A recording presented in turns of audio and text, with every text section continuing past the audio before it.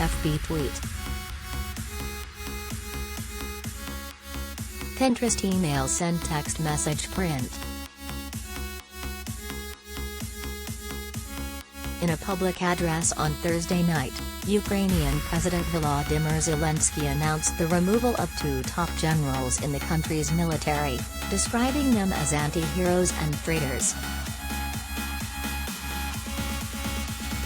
The move comes as Russia's invasion enters its second month after Ukraine's forces proved resilient against the more powerful force.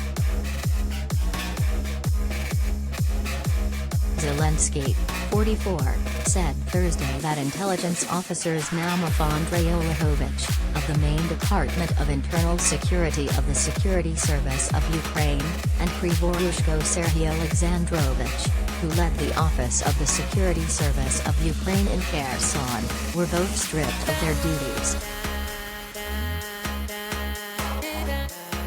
Zelenskyy did not share more details behind the move beyond saying that those who violate the military oath of allegiance to the Ukrainian people would face consequences. Today another decision was made regarding anti-heroes.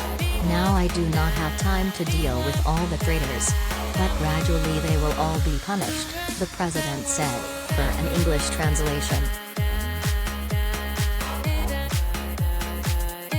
According to Article 48 of the Disciplinary Statute of the Armed Forces of Ukraine, those servicemen among senior officers who have not decided where their homeland is, who violate the military oath of allegiance to the Ukrainian people as regards the protection of our state, its freedom and independence, will inevitably be deprived of senior military ranks, he said. Zelenskyy continued, "Random generals don't belong here." Ukraine's president, whose defiant speeches to the public and other leaders amid Russia's attack have made him internationally prominent, also acknowledged on Thursday that the war was far from over, though peace talks are ongoing. The situation in the south and in Donbas remains extremely difficult, also in Donbas, in Mariupol, in the Kharkiv direction, Russian troops are accumulating the potential for strikes. Powerful strikes, Zelenskyy said. We will defend ourselves. We will do everything we can to stop the occupiers and clear our land of their evil and foolish chimeras. Russia launched its large-scale attack on Ukraine on February 24, the first major land conflict in Europe in decades.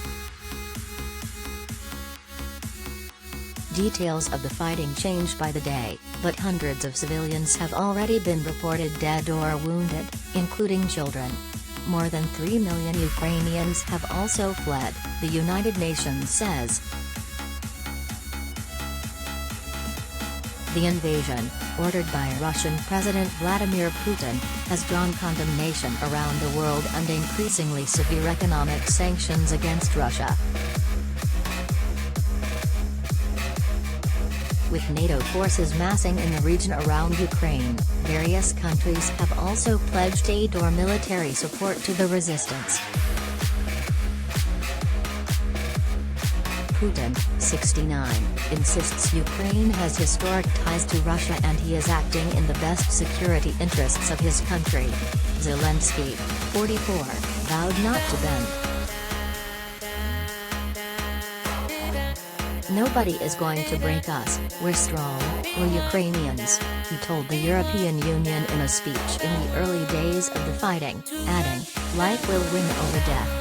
And light will win over darkness. The Russian attack on Ukraine is an evolving story, with information changing quickly.